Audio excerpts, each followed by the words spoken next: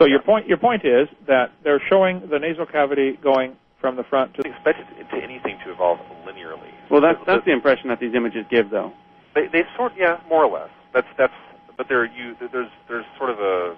Well, there's obviously a gap here between Rhodocedus and Durodon, but the point is that if you look at Durodon and if you consider that to be a whale, which I don't know what else you can consider it to be. I mean, the skull shape, a lot of the characters of the hands, the forelimbs, the dentition, the blowhole that's halfway up, the eye sockets, everything about it is very similar to modern whales, but still distinct. Would you agree with that much?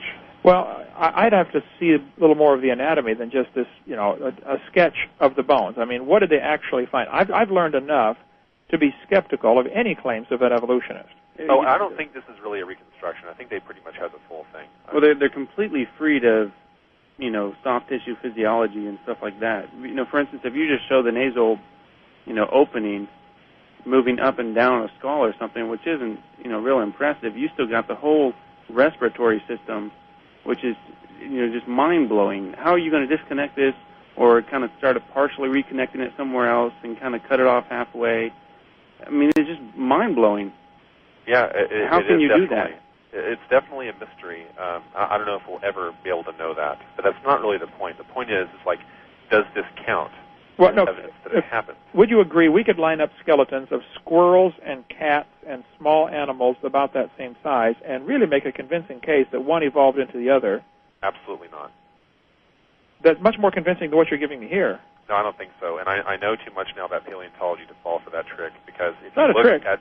Yeah, it is. If you look at the morphological characters of the skull, I have learned to kind of look at the lines in the skull, and those lines are going to match up more or less with slight changes occurring if they actually lie close to a direct line of descent.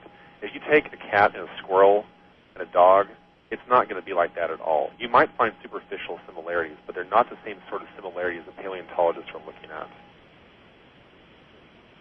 Okay, and keep in mind the much bigger picture here.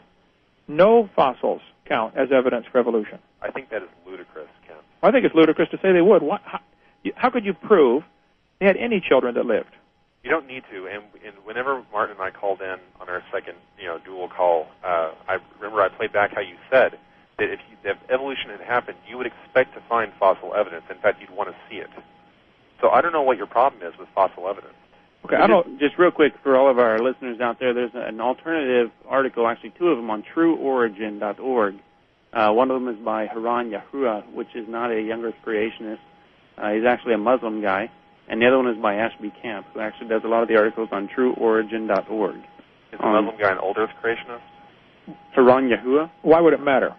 Yeah, he's a Muslim, which, of course he's going to attribute himself to any type of creation myth they have. Which is, I think, the same or very similar to the Judeo-Christian one, is it not? No, I believe he's an older...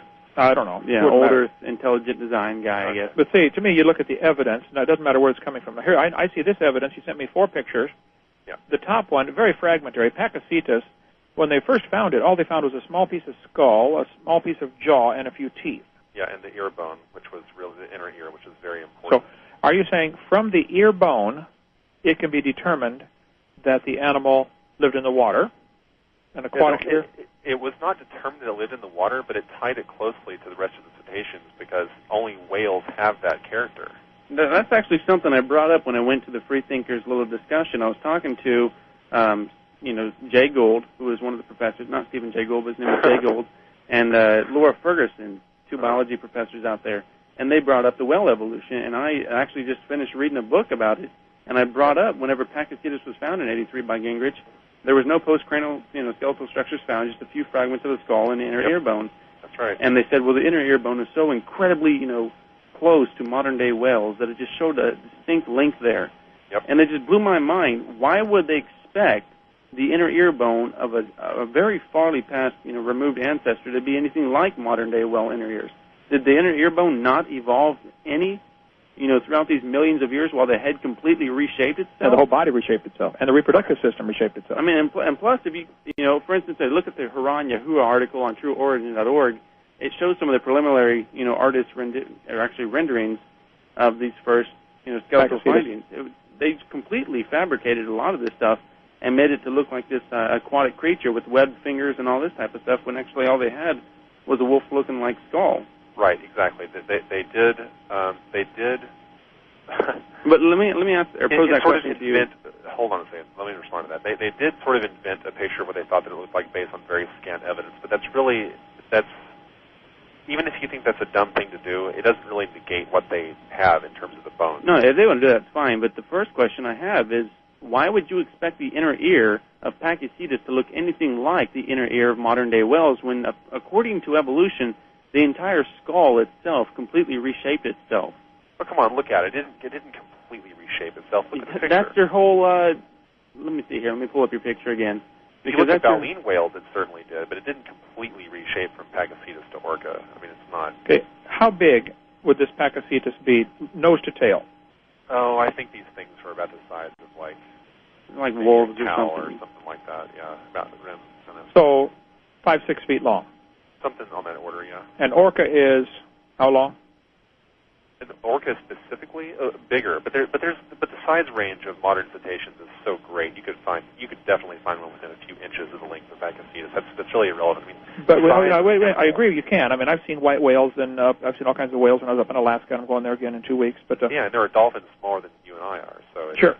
No, but are you saying that the beluga whale, for instance, is in the evolutionary line because it is smaller, and the blue whale? You jump back and forth between the skeletal comparison and the size, as if you can overlook, I think, some serious flaws in the logic here. Well, yeah. Look at your favorite example of a Great Dane and a Chihuahua. Sure. Yeah. Well, they're still directly descended from wolves, even according to you. Oh yeah, I agree. So what's the point? Well, they are descended from wolves as a result of mostly man messing with the gene code. So like it's artificial breeding. Oh, sure. There never would end of the program today. End of the program. Yeah. There never would be a Chihuahua in nature. Wouldn't exist. All right. Hey, thanks for calling. We'll call in tomorrow. Thanks a lot, folks. We'll join us tomorrow. Thanks a lot. Bye-bye.